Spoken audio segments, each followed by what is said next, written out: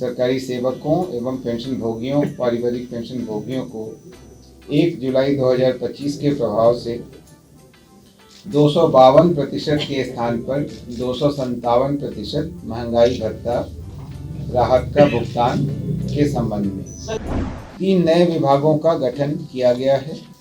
पहला है युवा रोजगार एवं कौशल विकास विभाग, दूसरा है उच्च शिक्षा विभाग जिसमें शिक्षा से उच्च शिक्षा संबंधी कार्यों को अलग करते हुए, और तीसरा है सिविल विमानन विभाग। यह ई सम्मन नियमावली है। 3 नए आपराधिक कानून के लागू होने के बाद डिजिटल माध्यम से सारी कार्रवाई हो रही है। ICJS के तहत 4 नियमावलियां बनानी आवश्यक थी। सरकार के अपर मुख्य सचिव अरविंद चौधरी ने मंगलवार के मंत्रिमंडल बैठक की जानकारी प्रेस को दी। बिहार सरकार ने सरकारी कर्मचारियों एवं अधिकारियों को 5% महंगाई भत्ता देने का निर्णय किया है। केंद्र के तर्ज पर महंगाई भत्ता की घोषणा होती है। बिहार में विधानसभा चुनाव के बाद कैबिनेट की दूसरी बैठक में ही कर्मचारियों को सौगात दिया गया। बिहार सरकार ने युवाओं के कौशल विकास और श्रम नियोजन के लिए नए विभाग की घोषणा की है। उद्योग के साथ साथ नियोजन और नौकरी संबंधी विभाग बनाया गया है।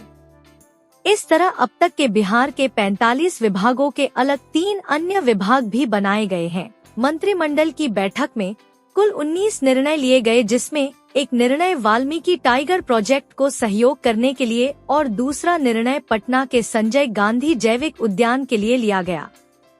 देखिए पूरा वीडियो। निम्न निर्णय लिए गए हैं। पहला, पर्यावरण वन एवं जलवायु परिवर्तन विभाग का एजेंडा था वाल्मीकि व्याघ्र आरक्ष फाउंडेशन के लिए 15 करोड़ रुपए की राशि से कॉर्पस फंड के गठन की स्वीकृति के संबंध में।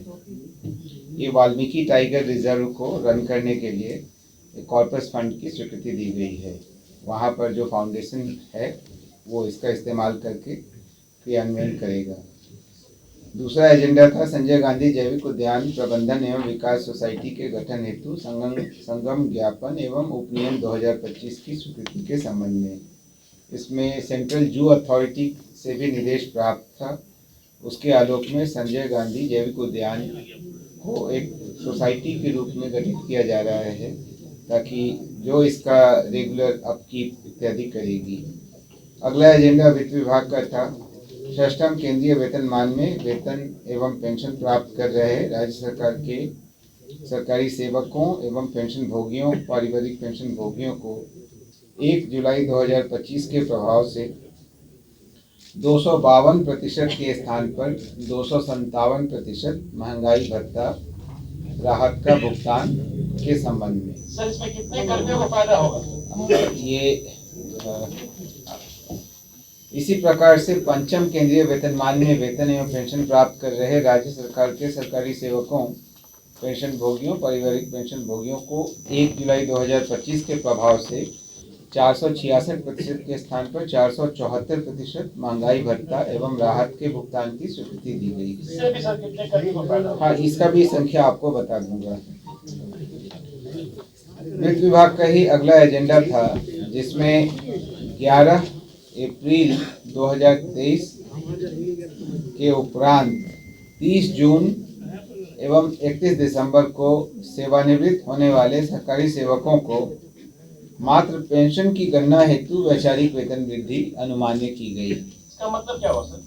इसका मतलब ये हुआ कि जैसे मान लीजिए कि 1 जुलाई से वेतन वृद्धि मिलती और कोई 30 जून को रिटायर हो रहा हो, तो उसको एक इंक्रीमेंट कम मिलेगा। लेकिन कुछ मामलों में सुप्रीम कोर्ट में यह निर्णय हुआ कि चूंकि वेतन वृद्धि पूरे साल के काम के बदले दी जाती है और जो रिटायर हो रहा है उसने पूरे साल काम किया ही है, इसलिए वैचारिक तौर पर यह मानते हुए कि उसको वेतन वृद्धि मिल गई, उनका पेंशन इत्यादि का उस हिसाब से निर्धारण किया जाएगा। उनको फायदा होगा सर? बिल्कुल, उनको फायदा होगा, पेंशन में फायदा होगा, वेतन में कोई फर्क नहीं पड़ेगा, लेकिन पेंशन में फायदा होगा। अगला एजेंडा भी वित्त विभाग का था, जिसमें national investment and infrastructure fund limited के माध्यम से राज्य की विभिन्न परियोजनाओं में सहायता प्रदान करने हेतु एक MOU पर हस्ताक्षर करने की स्वीकृति दी गई।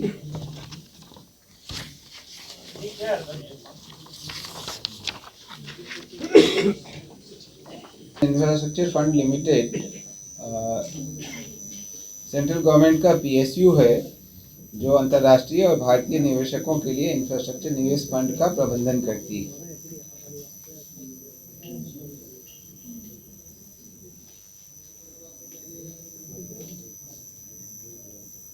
तो इनके माध्यम से राज्य के विभिन्न परियोजनाओं में सहायता प्रदान होगी और इसमें जो इनका कार्य क्षेत्र है कि क्या राजस्व मॉडल होगा, जैसे बिल्ड ऑपरेट ट्रांसफर इत्यादि ये सब, और किन किन क्षेत्रों में ये कार्य करेगी, जैसे रोड है, इंफ्रास्ट्रक्चर है, ये सब इत्यादि।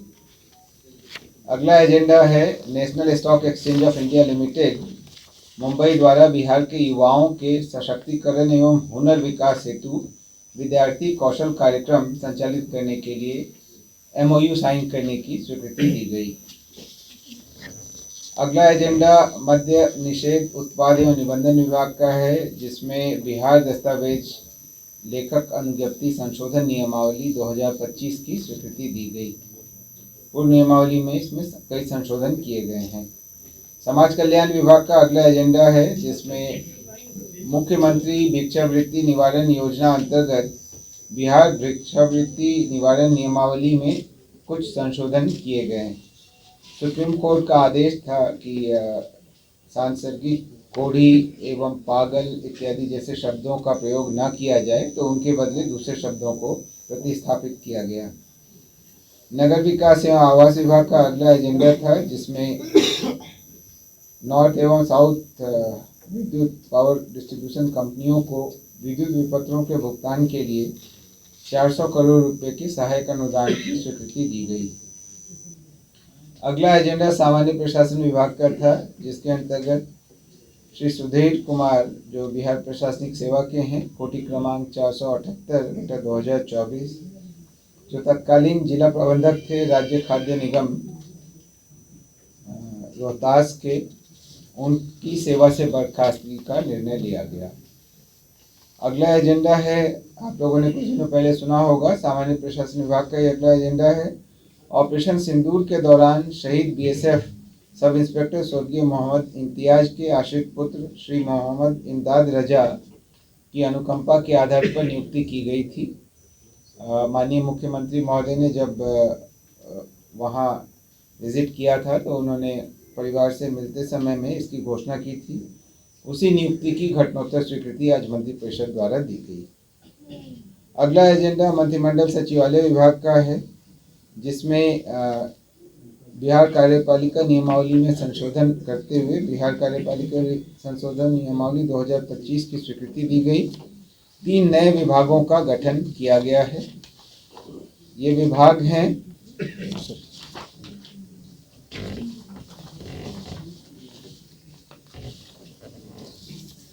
पहला है युवा रोजगार एवं कौशल विकास विभाग, दूसरा है उच्च शिक्षा विभाग जिसमें शिक्षा से उच्च शिक्षा संबंधी कार्यों को अलग करते हुए, और तीसरा है सिविल विमानन विभाग। इन तीनों विभागों के अलग से गठन की स्वीकृति दी गई। अगला एजेंडा गृह विभाग का था। भारतीय नागरिक सुरक्षा संहिता के तहत बिहार इलेक्ट्रॉनिक आदेशिका जारी करना, तामील एवं निष्पादन नियमावली 2025 की स्वीकृति दी गई। यह ई-समन नियमावली है। 3 नए आपराधिक कानून के लागू होने के बाद डिजिटल माध्यम से सारी कार्रवाई हो रही है। ICJS के तहत 4 नियमावलियां बनानी आवश्यक थी। बिहार में अब 4 नियमावलियों की स्वीकृति मंत्रिपरिषद से प्राप्त हो गई है। एक हाईकोर्ट ने जारी किया है और 3 गृह विभाग द्वारा निर्गत किए गए हैं। पहला आज जिसमें आज 2 स्वीकृत हुए, पहला ये था और दूसरा था अगले एजेंडा पर, वो है ई-साक्ष्य प्रबंधन नियमावली। इस पर भी मंत्रिपरिषद की स्वीकृति आज प्राप्त हुई। अगला एजेंडा विज्ञान प्रौद्योगिकी और तकनीकी शिक्षा विभाग का था। जिसमें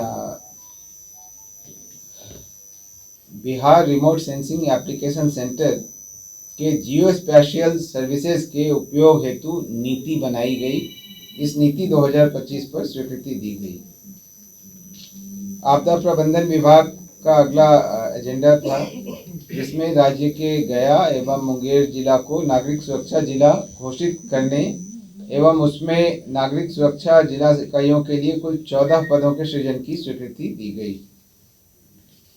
उद्योग विभाग का अगला एजेंडा था, उद्योग विभाग बिहार पटना के अधीन तकनीकी विकास निदेशालय का नाम परिवर्तित कर सूक्ष्म लघु एवं मध्यम उद्यम निदेशालय करने की स्वीकृति दी गई। और आखिरी एजेंडा था खान एवं भूतत्व विभाग का, जिसमें खान एवं भूतत्व निदेशालय को 2 निदेशालयों खान निदेशालय एवं अन्वेषण निदेशालय में पुनर्गठित किया गया।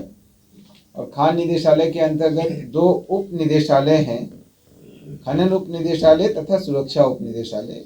इसका गठन किया गया और इसके लिए पदों के सृजन की स्वीकृति दी गई। आपको यह वीडियो कैसा लगा कमेंट बॉक्स में हमें बताएं। साथ ही चैनल को लाइक और सब्सक्राइब भी जरूर करें। धन्यवाद।